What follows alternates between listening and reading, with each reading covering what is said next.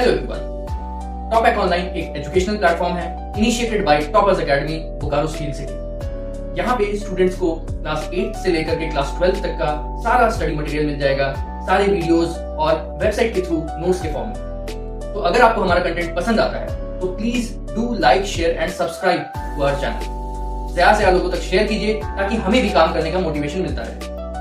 तो चलिए जो वीडियो स्टार्ट करते हैं। Thank you. Hello everyone, top pack online में आप सभी का स्वागत है।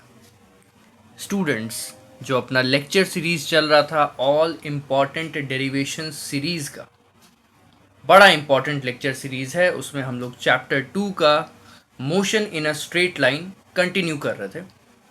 पार्ट 3 तक हो चुका है, अपलोड हो चुका है। उम्मीद है आपने वो सारे डेरिवेशंस को देखा होगा।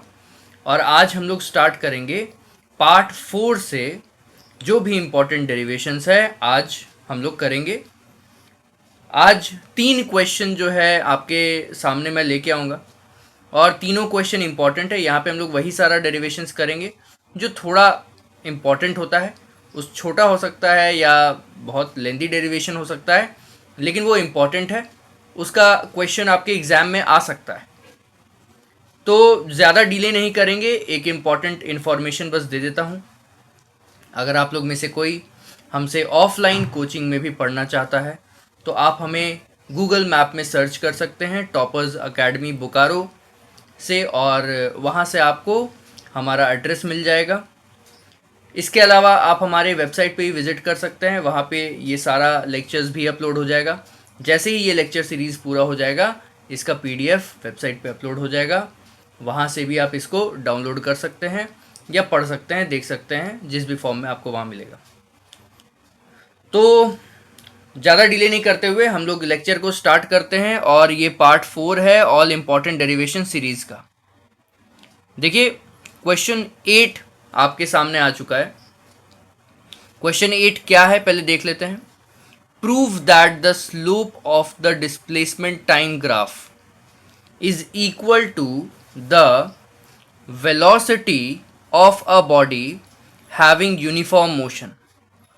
कहने का मतलब है कि जो डिस्प्लेसमेंट टाइम ग्राफ होता है ना, उसका जो स्लोप होता है वो वेलोसिटी के बराबर होता है किसी भी यूनिफॉर्म मोशन में।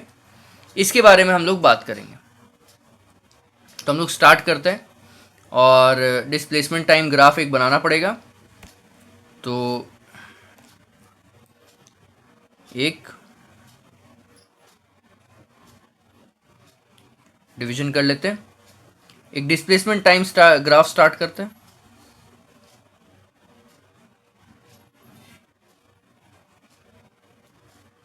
इस ग्राफ को हम लोग लेबल कर देते हैं, 2 पॉइंट का इस लेबलिंग कर देते हैं, A और B।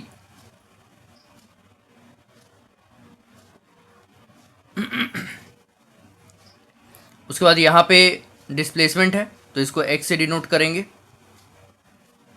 और यहाँ पे टाइम है x एक्सिस में तो इसको t से डिनोट करेंगे। यहाँ पे थोड़ा सा ठीक कर लेते हैं, t से डिनोट कर लेते हैं। अब डिस्प्लेसमेंट टाइम ग्राफ में हम लोग A पॉइंट पे जो भी अपना टाइम है उसको t1 मान लेते हैं, और B पॉइंट पे जो भी टाइम है उसको t2 मान लेते हैं। उसी तरह से A पॉइंट पे जो डिस्टेंस या जिस पोजीशन पे बॉडी खड़ा है उसको हम लोग x1 मान लेते हैं, और B पॉइंट पे जिस पोजीशन पे खड़ा है उसको हम x2 मान लेते हैं। ठीक है, ये अपना ग्राफ तैयार हो गया। अब हम लोग क्या जानते हैं, पहले हम लोग स्लोप के बारे में बात करते हैं। सिंस वी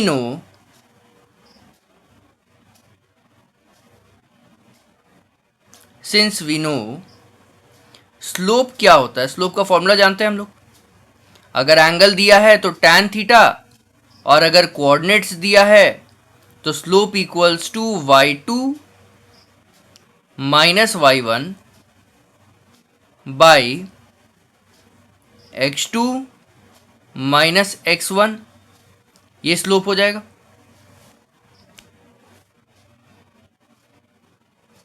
ठीक है, y2 minus y1 equals by x2 minus x1, ये स्लोप का फॉर्मूला है।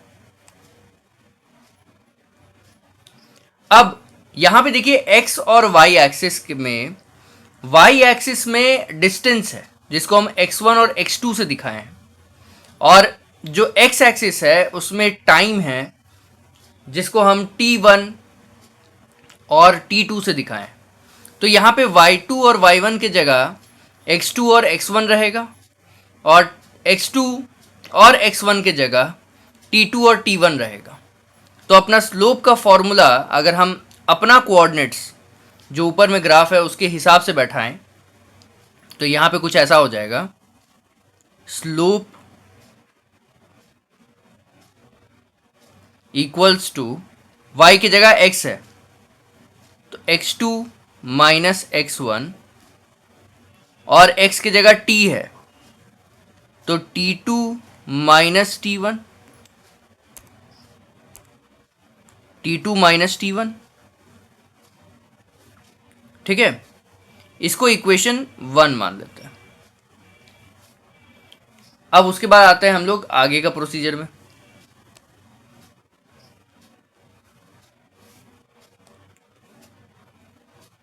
तो अब हम लोग स्लोप के बारे में बात कर लिए। स्लोप आ गया अपना x2 माइनस x1 और t2 माइनस t1 बाई में लगा के। अब यहां पे हम लोग वेलोसिटी के बारे में बात करते हैं। अच्छा, वेलोसिटी किसी बॉडी का होता कितना है? Distance covered by time taken, यही वेलोसिटी का फॉर्मूला है, डिस्टेंस बाय टाइम। तो हम उसको पुट कर लेंगे, velocity of the body equals to distance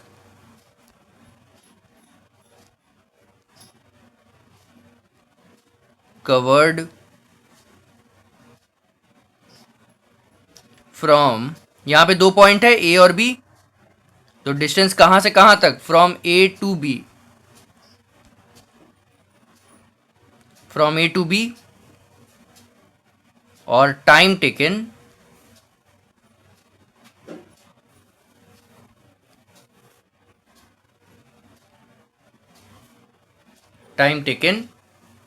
ये फॉर्मूला हो गया, distance covered from A to B by time taken. अब थोड़ा इसमें पुट करते हैं हम वैल्यूज को। वेलोसिटी को हम v लेते हैं, और डिस्टेंस कवर्ड कितना है? अच्छा भाई, डिस्टेंस के साइड में x1 से शुरू हुआ और x2 तक गया है, इसका मतलब डिस्टेंस कवर्ड कितना होगा? x2 माइनस x1, क्योंकि भाई x1 में तो वो पहले से खड़ा था, वहां से x2 तक गया है। इसका मतलब x2 में से x1 माइनस कर दो तो जो बीच का पार्ट था वही डिस्टेंस था। तो यहां पे हम कर देंगे डिस्टेंस की जगह पे x2 माइनस x1, और टाइम भी वैसा ही है भाई, x1 पे कहाँ है? t1 पे। x2 पे कहाँ है? t2 पे। तो टाइम टेकन कहाँ है? t1 से t2, मतलब t2 माइनस t1,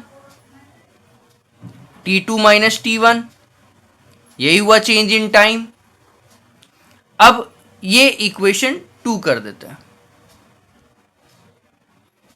अब थोड़ा अगर हम ध्यान से देखें तो इक्वेशन 1 और इक्वेशन 2 दोनों सेम ही है। तो जब दोनों सेम है इसका मतलब हम बोल सकते हैं कि स्लोप जो है ना ग्राफ का, वही वेलोसिटी है ना? ये बोल सकते हैं क्योंकि स्लोप का वैल्यू और वेलोसिटी का वैल्यू दोनों का सेम ही है। तो हम ये बात बोल सकते हैं कि slope equals to velocity, slope of distance time graph equals to velocity, ये बात बोल सकते हैं। इसको लिख देते हैं,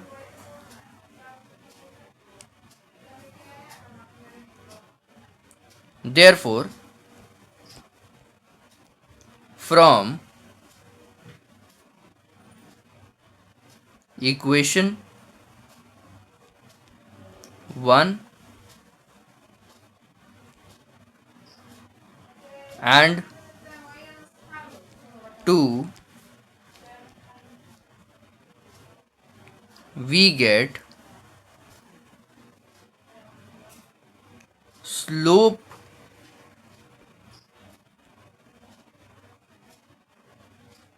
of distance time graph पहले आप लोग इसको dt ग्राफ बोलते थे, लेकिन अब समझ लीजिए डिस्टेंस पोजीशन है तो इसको xt बोला जाएगा। थोड़ा ठीक कर लेते हैं। Distance time graph equals to velocity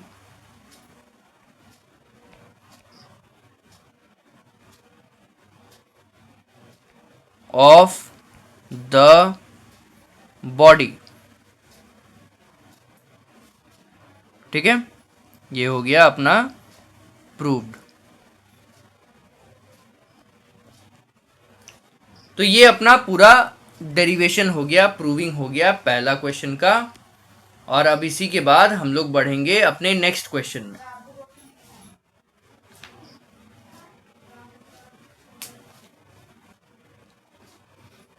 तो चलिए बढ़ते हैं अपने नेक्स्ट क्वेश्चन में। नेक्स्ट क्वेश्चन क्या है इसको देखते हैं।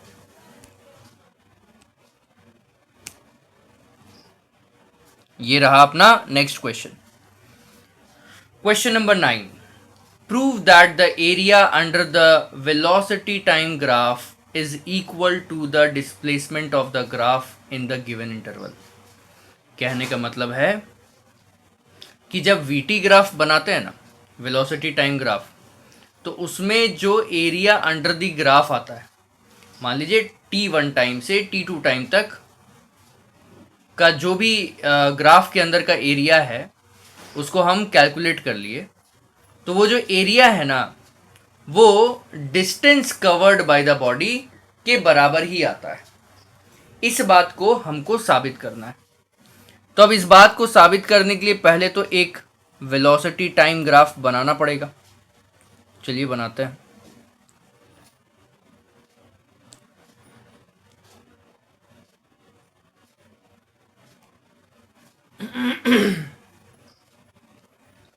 एक वेलोसिटी टाइम ग्राफ बनाते हैं।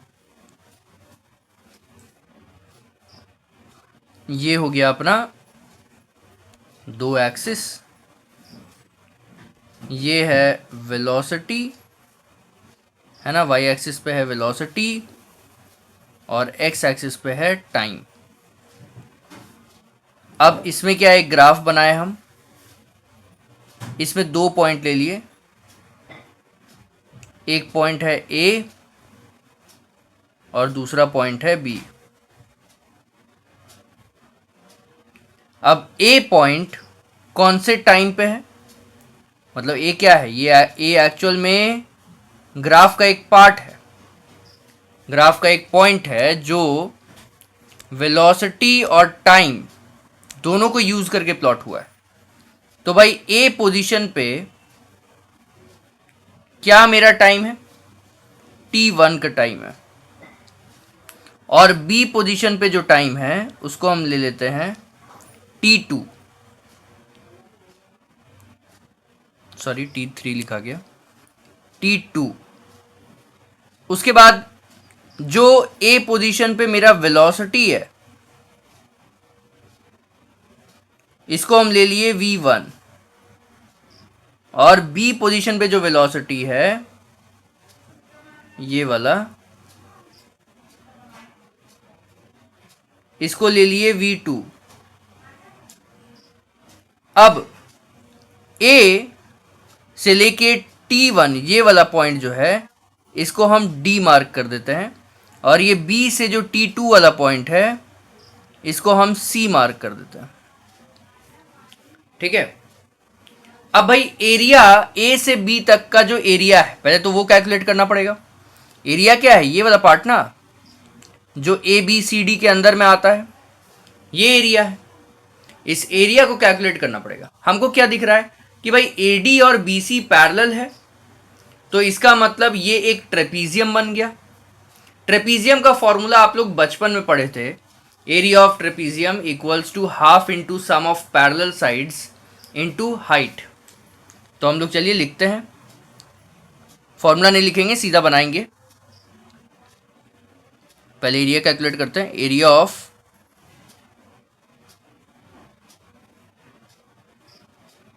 ट्रेपीजियम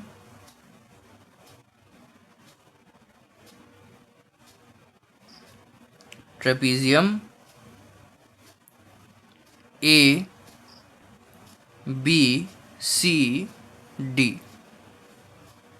है ना, ए बी सी डी। तो इसमें क्या है, half into sum of parallel sides. Parallel sides कौन कौन सा है, ए डी और बी सी। तो भाई दोनों को ऐड कर देते हैं, A D plus B C into दोनों के बीच का हाइट। हाइट क्या है, सी डी। दोनों के बीच का जो परपेंडिकुलर डिस्टेंस है वो लेना है, तो वो सी डी है। तो यहां पे हम लोग फिर आगे पुट करते हैं।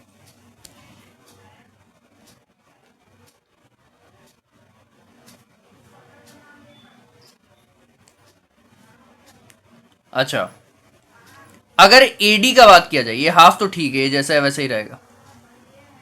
एडी का बात किया जाए तो एडी V1 के बराबर है और BC V2 के बराबर है। तो AD प्लस BC में V1 प्लस V2 लिख सकते हैं। और CD क्या है, CD T1 से T2 तक है। तो भाई टोटल T2 यहां से यहां तक है T2, इसमें से T1 यहां से यहां तक है। अगर T1 में से T2 में से T1 माइनस करेंगे तो ये बीच वाला पार्ट बचेगा। इसमें से अगर हम इसको हटा दें तो यही ना बचेगा, ठीक है। तो ये वाला पार्ट हमको लेना है T1 से T2 तक। ये सारा लाइनिंग्स हटा देते हैं।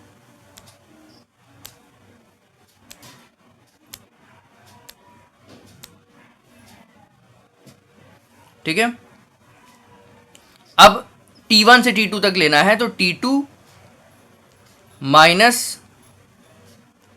T1, थोड़ा सा साफ कर देते हैं। T2 माइनस T1, ये आपका हुआ CD का लेंथ। ठीक है, अब इसको थोड़ा सा सिंप्लीफाई कर देंगे तो कुछ इस तरह का आ जाएगा, V1 plus V2 into T2 minus T1, और ये बाहर जो 1/2 था उसको पूरा होल में 2 लगा देते हैं, है ना, डिवाइड बाई 2।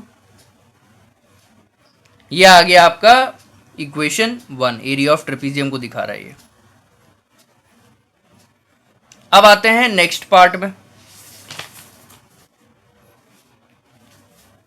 अब हम लोग क्या जानते हैं कि भाई ये तो एक एक्सेलरेटिंग ग्राफ है, वेलोसिटी बढ़ रहा है इसमें।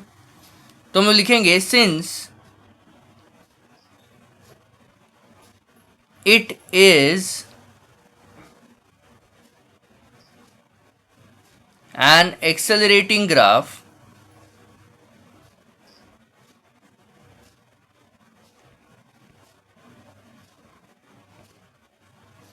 since it is an accelerating graph,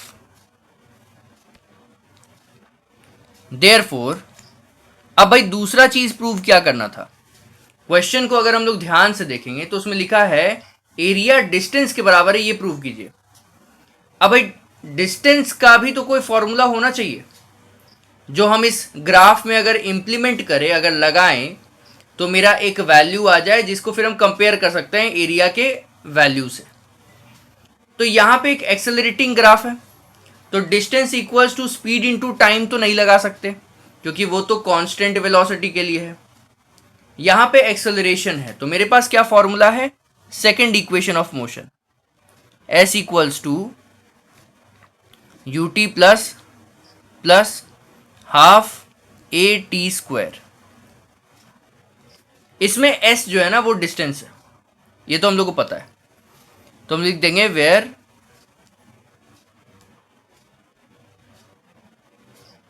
s equals to distance.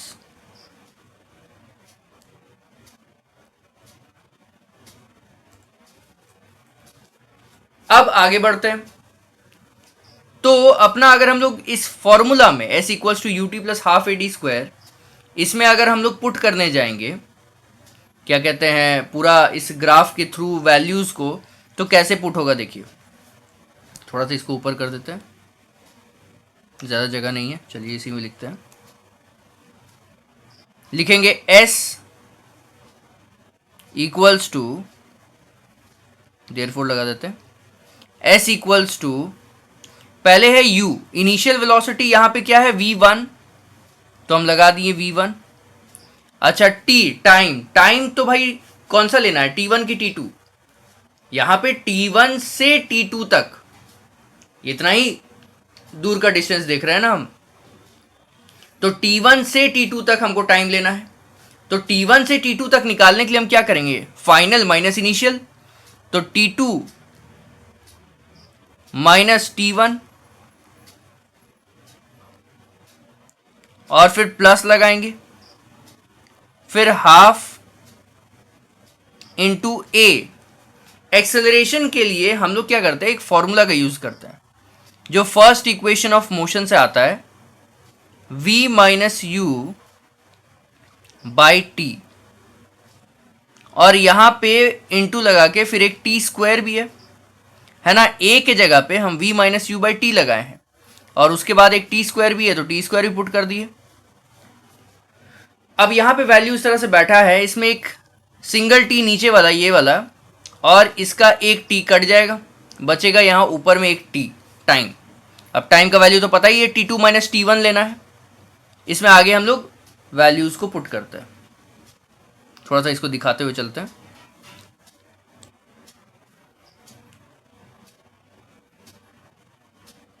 ठीक है,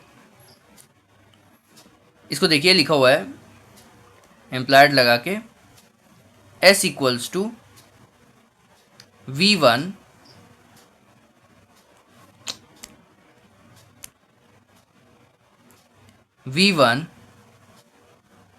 t2 minus t1 plus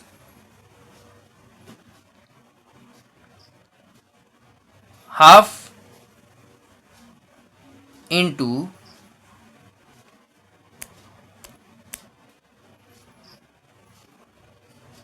half into v minus u. v minus u क्या है, फाइनल माइनस इनिशियल, तो फाइनल क्या है v1 माइनस, सॉरी फाइनल है v2, sorry v2 minus v1, और फिर आगे इंटू के बाद एक t है, तो मल्टीप्लाइड लगा के हम लोग t लगा देते हैं, तो t क्या है, t2 minus t1।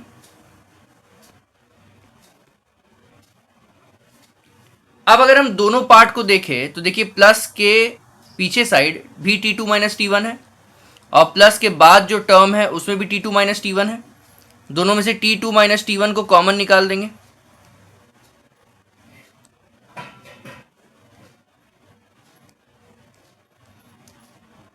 t2 minus t1।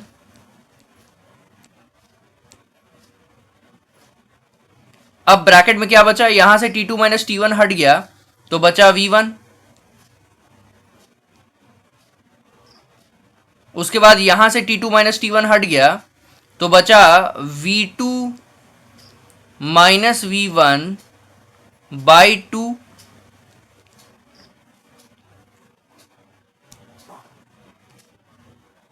आगे बढ़ाते हैं।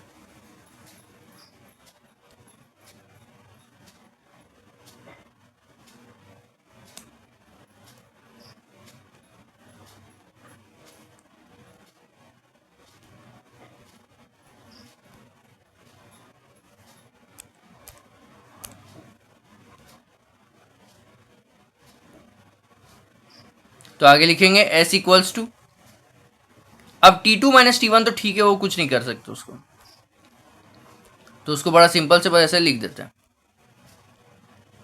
यहां पे पूरा एलसीएम हम 2 निकाल लिए, तो यहां क्या आया 2v1 plus v2 minus V1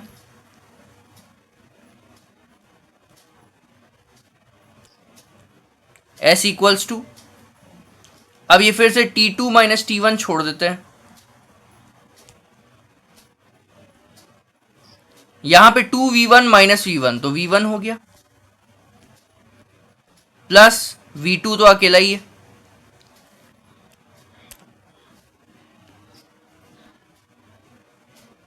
और ये बाई 2 जो है पूरा में एक बार में लगा सकते हैं, तो ये जो है इक्वेशन 2 बन गया,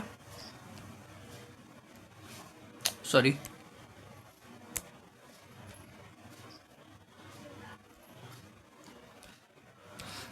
अब अपना देखिए फर्स्ट इक्वेशन को देखिए, जब एरिया निकाले थे तो क्या आया था, V1 plus V2 T2 minus T1 whole by 2, और जब हम लोग निकाले हैं डिस्टेंस तो क्या आया है, T2 minus T1 into V1 plus V2 whole by 2, दोनों सेम ही तो आया।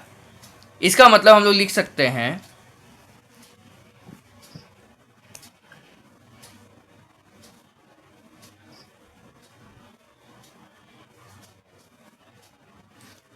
हैं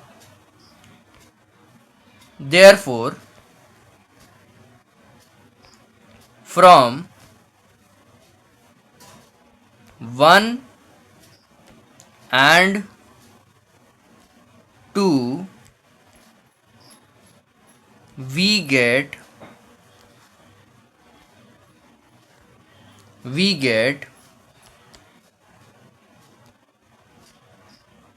area under the VT graph,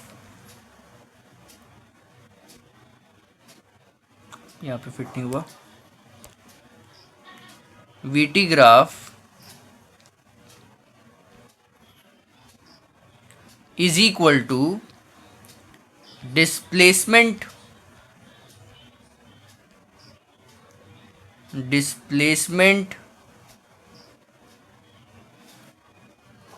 of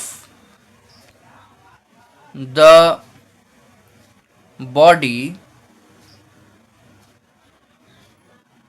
in an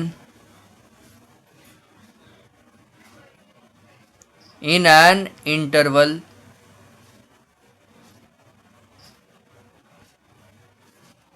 ठीक है। एरिया जो है उसका जो फॉर्मूला आया और डिस्प्लेसमेंट का जो फॉर्मूला आया दोनों इक्वल, तो हम लोग ये बात बोल सकते हैं कि वीटी ग्राफ के अंडर में जो एरिया आएगा वो डिस्प्लेसमेंट के बराबर ही होगा फिक्स्ड इंटरवल के लिए, ठीक है। तो ये अपना कंप्लीट हुआ सेकेंड डेरिवेशन। अब हम लोग इसी के साथ देख लीजिए, ये पूरा इसी के साथ बढ़ेंगे अपने थर्ड मतलब 10th वाले डेरिवेशन में। टोटल में 10th है, इस लेक्चर का थर्ड है। यहाँ पे डेरिवेशन क्या है देखिए, derive the expression for instantaneous acceleration. ये छोटा मोटा डेरिवेशन है, बड़ा छोटा डेरिवेशन है। ये सब डेरिवेशन देखिए एग्जाम में आने का चांसेस थोड़ा कम रहता है, लेकिन क्योंकि हम लोग उसको स्टडीज़ में पढ़ते हैं, नोट्स में लिखते हैं, तो इसलिए इम्पॉर्टेंट है, यहाँ पे डाल दिए हैं। और हर चीज़ जानना ज़रूरी है। जितना भी ऐसा डेरिवेशन मुझे लगेगा जो आपको इम्पॉर्टेंट है, ठीक है, आपके लिए उसको जानना कि वो कैसे आता है और उसको आपको हो सकता है कि एग्ज़ाम में ज़रूरत पड़ जाए, वो मैं यहाँ पे इंक्लूड कर देता हूँ। तो हम लोग स्टार्ट करेंगे डेरिवेशन इंस्टेंटेनियस एक्सेलरेशन का। ये बड़ा छोटा सा डेरिवेशन होगा इंस्टेंटेनियस एक्सेलरेशन का। देखिए हम लोग क्या जानते हैं, पहला चीज़ एवरेज एक्सेलरेशन क्या होता है, लिखेंगे just a minute.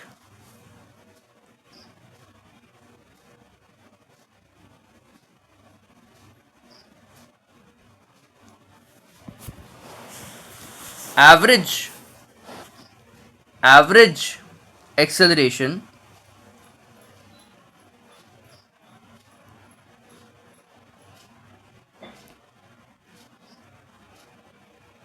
Equals to क्या पढ़े हम लोग? Change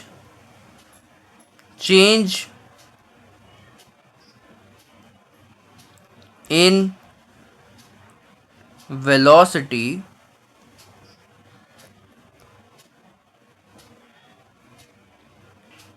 by change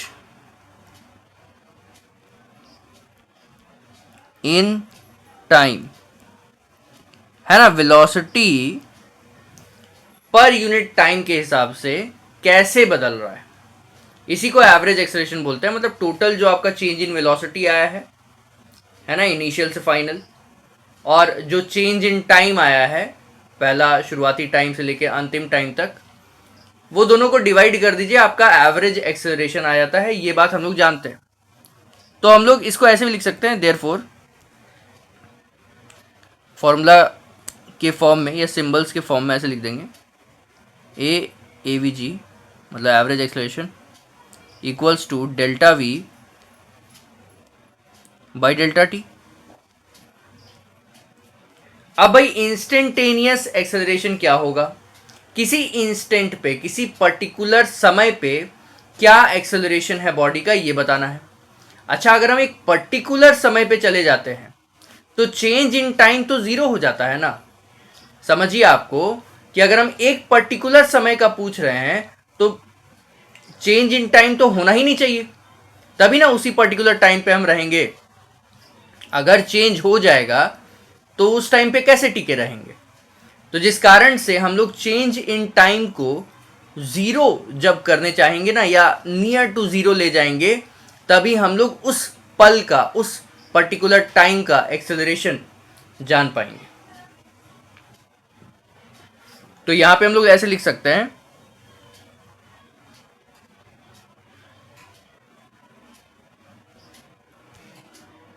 for any instant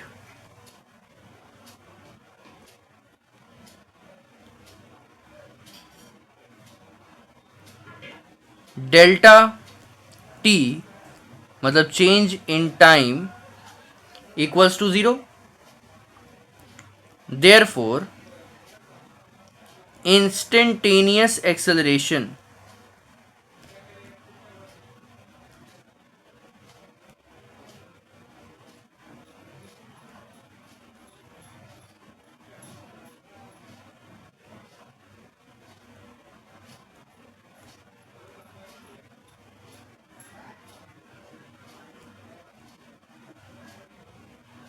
equals to, symbolic form में ए लिखेंगे। अब आगे हम लोग लिख सकते हैं ए इक्वल्स टू, लिमिट लगाते हैं, delta t tends to zero, और फॉर्मूला क्या है? Delta x by delta t. जब ऐसे लगाते हैं तो उसको हम लोग सिंपल डिफरेंशिएशन के फॉर्म में ले आ सकते हैं। तो हम लोग लिख सकते हैं A equals to D we by D T. ये आ गया इंस्टेंटेनियस एक्सेलरेशन का फॉर्मूला, डेराइव्ड, है ना। बड़ा छोटा सा था, इजी डेरिवेशन है, ज़्यादा कुछ इसमें नहीं है, लेकिन आपको ऐसे ही करना है, d we by D t लेके आना है। और लिमिट का पार्ट अगर किसी को ना समझ में आए, और अगर आप फिजिक्स के स्टूडेंट हैं, मतलब बायो के स्टूडेंट हैं, तो आप उतना दिमाग मत लगाइए। बस इतना जान लीजिए कि लिमिट में जो भी फॉर्मूला होता है, जब भी उसमें जो वेरिएबल है वो टेंड्स टू जीरो हो जाता है, तो हम लोग उसको डिफरेंशिएशन के फॉर्म में ले जा सकते हैं। क्यों, कैसे? मैथ्स के स्टूडेंट को पढ़ने दीजिए, और मैथ्स के स्टूडेंट, मैथ्स में आपको ये बताया जाएगा, वो फिजिक्स का पार्ट नहीं है, तो उसको हम लोग ज़्यादा इलेबोरेट नहीं करेंगे। तो यहाँ पे क्वेश्चन नंबर 10 अपना ओवर होता है, और इसी के साथ अपना ये वाला पीडीएफ भी रेडी हो जाता है। तो हम लोग धीरे धीरे करके सारा पीडीएफ कंप्लीट करते जा रहे हैं, और एंड में आपको सारा पीडीएफ मर्ज करके एक बार में प्रोवाइड हो जाएगा। तो यहाँ पे देखिए, अपना लेक्चर जो है हम लोग रोकेंगे, क्लास 11th फिजिक्स का डेरिवेशन का सीरीज चल रहा है। पार्ट 4 कंप्लीट हुआ है आज, और हम लोग मिलेंगे अपने पार्ट 5 के लेक्चर के साथ नेक्स्ट वीडियो में। तब तक पढ़ते रहिए, आगे बढ़ते रहिए। Thank you.